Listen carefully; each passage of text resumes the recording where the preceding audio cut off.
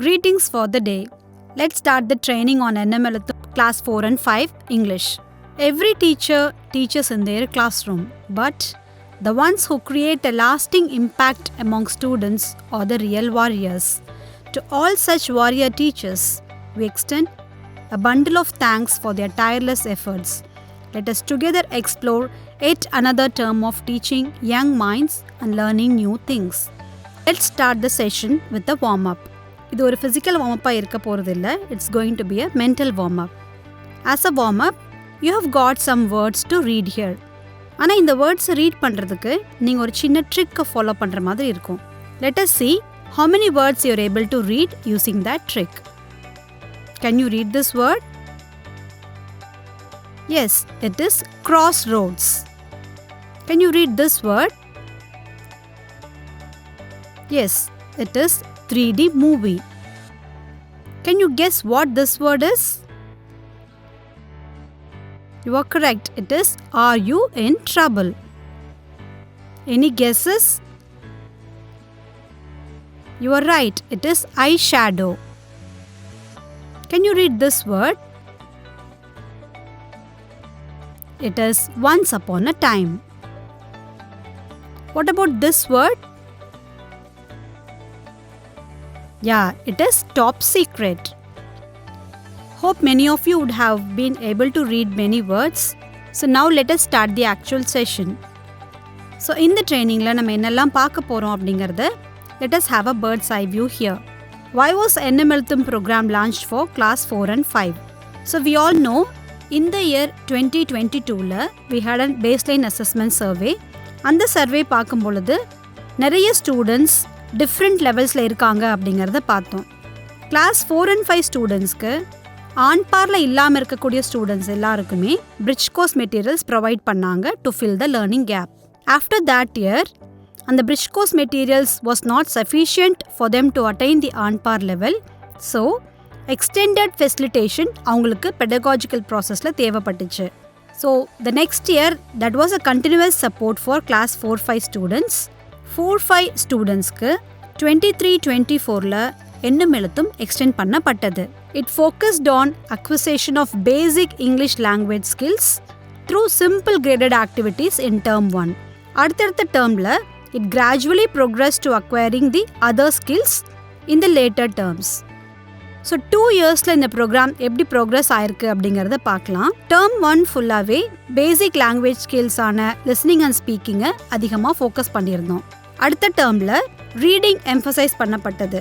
Besides class 4 and 5 text புக்கில் இருக்கக்கூடிய கான்டென்ட்டை simplify பண்ணி அந்த கான்டென்ட்டை ஒரு டூலாக யூஸ் பண்ணி லாங்குவேஜ் ஸ்கில்ஸை டெவலப் பண்ணினோம். இன் அடிஷன் டு தட் அவங்களுக்கு கொடுக்கப்பட்ட ஒர்க் புக் எக்ஸசைசஸ் எல்லாமே அவங்க ரீடிங் அண்ட் ரைட்டிங்கை ப்ராக்டிஸ் பண்ணுறதுக்கான ஆப்பர்ச்சுனிட்டியாக அமைஞ்சது. இன் இயர் 2ல் பார்த்தோன்னா இயர் 1ல் ஃபோக்கஸ் பண்ணப்பட்ட ஃபவுண்டேஷனல் ஸ்கில்ஸை ரீஇன்ஃபோர்ஸ் பண்ணினோம். Apart from that reading and writing year 2ல் அதிகமாக ப்ரோக்ரஸ் பண்ணப்பட்டுச்சு. மாடியூல்ஸ் எல்லாமே அப்கிரேட் பண்ணப்பட்டு நிறைய புது ஸ்ட்ரக்சர்ஸை லேர்ன் பண்ணுறதுக்கான ஆப்பர்ச்சுனிட்டிஸ் இயர் 2ல் ப்ரொவைட் பண்ணினோம். Year 2 also had content as an important tool to develop different skills of language learning. Textbook content integrate பண்ணி இன்னும் அதிகமான ஆக்டிவிட்டீஸும் எக்ஸசைசஸும் அவங்களுக்கு ப்ரொவைட் பண்ணினோம். ஸோ எப்படி இந்த 2 வருஷத்தில் ப்ரோக்ரஸ் இருந்துச்சு அப்படின்னு அண்டர்ஸ்டாண்ட் பண்ணிக்கிறதுக்கு we have got certain tools. So by the end of 2 years we can see that class 4 and 5க்கு நிறைய இன்டர்வென்ஷன்ஸ் NML கொடுத்துட்டே தான் வந்துட்டு இருந்திருக்கோம். ஸோ இந்த இன்டர்வென்ஷன்ஸ் என்ன மாதிரி இம்பேக்டை ஸ்டூடெண்ட்ஸ் கிட்ட கிரியேட் பண்ணியிருக்கு அப்படின்னு பார்க்கறதுக்காக we had different types of assessments. First பார்த்தோன்னா we had a baseline assessment. அது அவங்களுடைய இனிஷியல் லேர்னிங் லெவல் எப்படி இருந்தது அப்படிங்கிறத செக் பண்ணுறதுக்கு ஹெல்ப் பண்ணுச்சு. ஆஸ் அண்ட் தென் ஒரு டேர்ம்லையும் they had formative and summative assessments. அது அவங்க பார்ட் ஆஃப் கரிக்குலமாகவும் அவங்க படிக்கிற அந்த ப்ராசஸ் உடைய பார்ட்டாகவும் அமைஞ்சிச்சு. அப்பார்ட் ஃப்ரம் தட் அவங்களுடைய ப்ராக்ரஸ் எப்படி இருக்குன்னு செக் பண்ணிக்கிறதுக்கு we had a comprehensive baseline assessment also. அந்த baseline assessment உடைய ரிப்போர்ட்ஸ் எடுத்துட்டு இப்போ ஃபர்தராக ஸ்டூடெண்ட்ஸ் எப்படி இருக்காங்க அப்படிங்கிறத நம்ம பார்த்துக்கிறதுக்கு ஹெல்ப்ஃபுல்லாக இருந்துச்சு. We had a list of skills assessed: listening comprehension, oral vocabulary, initial sound identification, letter naming, accuracy, fluency, familiar word reading, accuracy, fluency, non-word reading, fluency, oral reading, fluency, reading comprehension, dictation of alphabet, words and sentences. இந்த மாதிரி different skill setsல அவங்களுக்கு assessment நடத்தப்பட்டுச்சு. So அந்த reports எடுத்து பார்த்தோன்னா we have certain areas where they have performed well, certain areas which has to be focused. So நல்ல perform பண்ணப்பட்ட areas எதெல்லாம்னு பார்த்தோன்னா listening comprehension, oral vocabulary, initial sound identify பண்ணுறது, letter naming accuracy, familiar word reading accuracy, dictation of alphabet and sentences. இதில் ரொம்ப நல்லா perform பண்ணியிருந்தாங்க. ஒரு சில ஏரியாஸில் நம்ம ஃபோக்கஸ் பண்ணுற மாதிரி இருந்தது. எக்ஸாம்பிளுக்கு லெட்டர் நேமிங் ஃப்ளூயண்ட்டாக பண்ணணும் அப்படிங்கிறப்ப they had difficulty, familiar word reading fluency, non-word reading fluency, oral reading fluency. So இது பார்த்தோன்னா எல்லாமே fluency லெவலில் they had difficulty.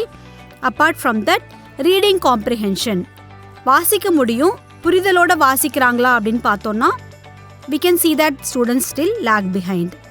dictationல they were able to do alphabet and sentences, whereas unfamiliar words கொடுக்கும்போது அவங்களுக்கு சிரமம் இருந்துச்சு. ஸோ இந்த ரிப்போர்ட்டை பேஸ் பண்ணி தான் அடுத்தடுத்து வரக்கூடிய டேர்ம்ஸில் we had the workbooks and THB activities designed dynamically. அந்த ரிப்போர்ட்டில் பார்க்கும்பொழுது லிசனிங் ஸ்கில்லையும் ஸ்பீக்கிங் ஸ்கில்லையும் ஸ்டூடெண்ட்ஸ் நல்லாவே இருந்தாங்க அப்படிங்கிறத பார்த்தோம். whereas fluency லெவல்லையும் டிக்டேஷன் ஆஃப் வேர்ட்ஸ் வரும்போது they had difficulty அப்படிங்கிறது நம்மளுக்கு தெரிஞ்சிச்சு. ஸோ இந்த ஸ்கில்ஸ் அட்டைன் பண்ணுறதுக்காக we have given a range of activities in THB and workbook. அடிஷ்னலாக செகண்ட் டேர்ம்லையும் ரீடிங் ஃப்ளூயன்சியை டெவலப் பண்ணுறதுக்காகவும் டிக்டேஷன் ஆஃப் வேர்ட்ஸ் எம்ஃபசைஸ் பண்ணுறதுக்காகவும் ரீடிங் வித் காம்ப்ரிஹென்ஷனை டெவலப் பண்ணுறதுக்காகவும் அதிகமான ஸ்கோப் கொடுக்கப்பட்டிருக்கு. we all know that எண்ணமெழுத்துமுடைய மிஷனே ஸ்டூடெண்ட்ஸ் அண்டர்ஸ்டாண்டிங்கோடு ரீட் பண்ணணும் அப்படிங்கிறது தான். So all this activities will help the students to reach that goal shortly.